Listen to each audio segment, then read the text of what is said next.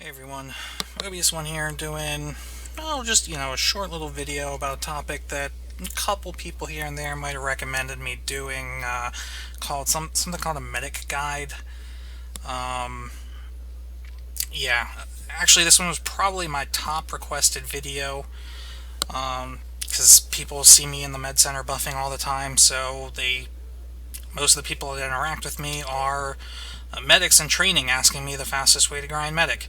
So it's important for everyone to know who's watching that I definitely do not know everything. I don't pretend to know everything. What I'm going to be saying in this video really is just what I've found to personally work for me on my epic journey to Master Doctor.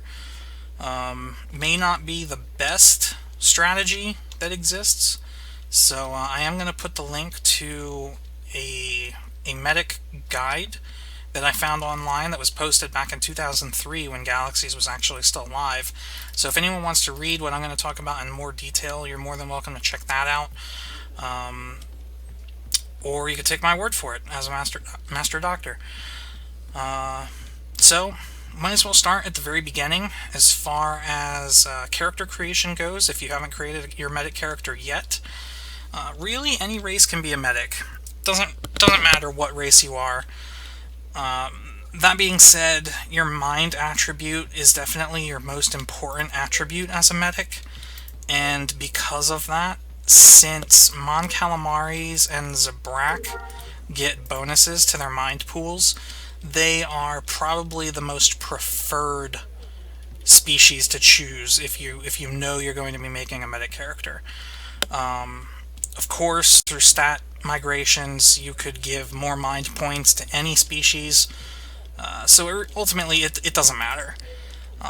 As far as your starting class or starting profession goes, however, this may sound a little bit awkward, but if you want to be a medic, I recommend starting as an artisan. And the reason I say that is because the gear that you start with as a medic, I think you get like a generic crafting toolkit and a small stim pack A with 5 uses. You might get like a pistol and a knife or something to defend yourself with. As an artisan, you get the generic crafting toolkit. You'll also get a mineral survey device and a chemical survey device. And these help you locate resources that you're going to need to be crafting your medicine. So, of course, you could always buy them from other players or on the bazaar, but ultimately you're going to be needing, all in all, you're going to be needing to grind medic. You're going to need to be a medic, obviously. You're also going to want to pick up novice artisan, novice scout, and novice either brawler or marksman, some combat profession that just so you can get some basic combat skills, because you're going to be needing to gather a lot of organic resources, whether it's hide, meat, or bone from creatures. And unless you have a buddy who's willing to run around with you and kill things for you all day, you're going to need some combat skills to be able to do it yourself. So, that being said, let's take a look at the medic skill tree. So, the medic skill tree is broken into 4 branches. You have first aid, diagnostics, pharmacology, and organic chemistry. It's very important to note that the first 3 branches, first aid, diagnostics, and pharmacology, they all share the same experience type, which is medical experience, which you get by healing people. And we'll talk about different ways that you can get that experience a little later. But they all share the same experience type. What that means is you're going to be leveling those 3 skills at the same time. So when you qualify for your first medic skill, you have a choice, either first aid, diagnostics, or pharmacology. So, which do you choose? Well, let's break these 3 branches down and see what each one gives you. The first aid branch gives you injury treatment skill mods all the way up, along with 2 abilities. First Aid 2 gives you the First Aid ability, and First Aid 4 gives you Quick Heal.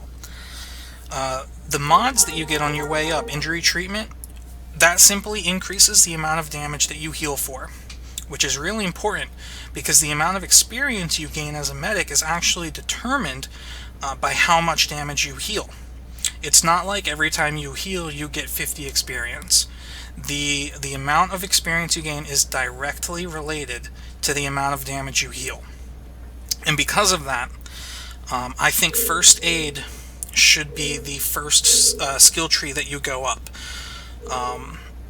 Actually, I'll go through all these and then I'll talk to you about the order that I suggest you progress in. The diagnostic skill tree, or skill branch, increases your injury treatment speed, as long as gives you, Diagnostics 2 gives you the ability to drag an incapacitated player. Now, a lot of people might have heard me say, oh, I say go for first aid first. They may have been like, wait, what about diagnostics? A lot of people say diagnostics is the first branch that you should train as a medic, because it increases your injury treatment speed, therefore you're allowed to heal faster. And this one's really almost personal preference, but here's why I think first aid is more important than diagnostics.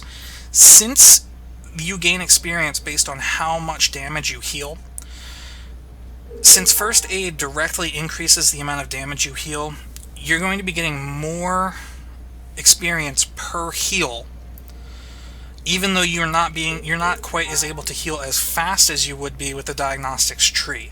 However, since you're getting more damage healed per heal with first aid, you're going to end up using fewer stim packs and wound packs over time than you would with the diagnostic skill. So since you're getting more per heal with the first aid tree, you're like I said, you're not going to be burning through stim packs over and over and over and over again. You might be able to use 2 stim packs with first aid 1 and get the same amount of experience that you would have gotten with 3 stim packs with diagnostics 1, and ultimately roughly the same amount of time. Ultimately, though, what I would suggest is I would say, like, go first aid 1, then diagnostics 1, first aid 2, diagnostics 2, and kind of bounce your way up to the top, instead of going straight up. But anyway, pharmacology. Pharmacology increases your... I wouldn't worry about medical foraging, at least not when you're grinding medic, which, by the way, I guess this isn't a good time to talk about. I will make a doctor video and maybe even a combat medic video in the future, but this one I'm just going to be covering the starter profession medic. So pharmacology is going to increase your medicine use skill modifier, and what this really does is each medical item in Galaxies has a required medicine use skill level. So you can see this small Stimpack C has a required medicine use skill of 32. And what that means is, unless you have, under my skill mods, a medicine use of at least plus 32, you can't use this. Now, as a novice medic, your medicine use is plus 5. And small Stimpack A's and small Stimpack B's have a medicine use of 5. So a novice medic can use a small Stimpack B. However, in order for you to be able to use this C with a medicine use of 32, you would need to train in pharmacology enough to get your medicine use over 32, which let's just take a look at. 5, 10, 20... 30, yeah, you would need this entire pharmacology branch to be able to use a small Stimpack C. Now, granted, through experimentation, and I'm assuming if you're watching this video, you've watched at least the first half of the 2 crafting videos that I posted already. Through experimentation, you can actually experiment the required medicine use of a Stimpack down. So it may be possible through experimentation, actually I know it's possible, to make small Stimpack C's usable with only Pharmacology 3. Maybe Pharmacology 2, that would be kind of crazy if you got it that low, I think. I don't, personally, as a Master Doctor, with a medicine use of 100, that lets you use anything. So I never experiment down my medicine use, but you can do that if you want to sell Stimpacks. But moving on, organic chemistry, this is your crafting branch, and it's important to know that medicine crafting experience is different or separate from general crafting experience. So if you do pick up Novice Artisan, it's important to know that you're not going to be grinding this organic chemistry tree unless you're crafting medicine Stimpacks or their components. Alright? Every time you gain a skill in organic chemistry, you're going to be gaining medicine assembly and medicine experimentation skill mods, which are going to increase your chance to successfully craft an item, craft it with better stats, and as well as successfully experiment on it. You're also going to be picking up lots and lots of different schematics, draft schematics for different stim packs, different wound packs, different components, and such like that. We'll talk about the crafting towards the end. I do want to talk about the abilities that you're going to get as a medic, because some of them don't make all that much sense. Most of them are going to be found under the other category. So the ones you're going to get as a novice medic are heal damage, heal wound, then you're going to get tend damage and tend wound. Now I'll usually put these on a toolbar somewhere. So I'm gonna use this empty toolbar. I'm gonna say, we'll say tend wound, tend damage, heal damage, under heal, or tend damage and heal wound. Whoops. There we go. Now, what is the difference of these? Let me make sure actually that that's. Oh, and you get diagnose. Okay, diagnose is important. Medical forage, I said don't worry about that. Alright. Now, these abilities are very different. You'll notice when I try to heal myself with 10 damage, it's going to say that I have no damage to heal. Now, let me move my stim packs into a backpack. Good. Now, if I try to heal myself with heal damage, it's going to say no valid medicine found. Now, it's a really quick and simple way for me to demonstrate that the basic difference between tend damage and heal damage, or even tend wound and heal wound, is the tend abilities can be used with no medicine. So tend damage can be used to heal health and action damage without having a small stim pack. The heal damage ability actually requires you to have a small stim pack in your immediate inventory to use it. So if I move both of these back into my immediate inventory, now when I click heal damage, it says I have no damage to heal. But at least it knows that I have stim packs.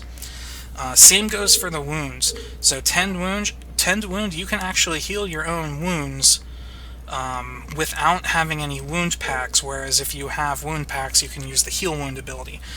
Now, I actually don't recommend even using the heal wound abilities, or heal damage or heal wound abilities. I would remove these from your toolbar. You can actually go ahead and just place the stim packs and your wound packs directly on your toolbars and use these. So ultimately, Galaxies is kind of weird when it comes to some of its abilities. The abilities are actually using an item. So likewise, if you were to purchase, say, a small stim pack A, and you didn't have Novice Medic, if you tried to use it, it would say you lack the required ability to use this item because you can't use a small stim pack A without the ability heal damage. Alright? So it might be a little confusing for some players, but that's ultimately how healing works. Now, you might be saying, well, you know, why even use, if you have abilities that you can use to heal damage without medicine, what's the point of even having medicine? Well, the tend abilities have some pretty serious drawbacks. Firstly, they require 400 mind to use. Now, I have mind buffs, and my mind right now is just under 2,000, but I even have Brandy. I think my mind without buffs is like 700, which means if I were to try and use tend damage on somebody, one use of tend damage would drain more than half of my mind bar. It's a pretty serious impact. In addition to that, every time you use a tend ability, you actually give yourself mind wounds.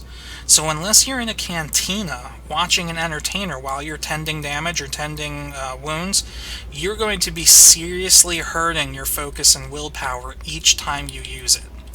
Alright, so I do not recommend it. Alright, so those are the different abilities that you're going to get as a novice medic. You're going to get through first aid, you're going to get the ability to stop bleeding. This is another ability that requires an item. Quick heal is kind of like 10th damage, except it heals for a lot more. Drag incapacitated player will allow you to, well, drag an incapacitated player. And that's it. That's all you're going to get. The diagnose ability can actually be used. I don't know if you can diagnose yourself. No, you can't. Oh, you can, if you target yourself.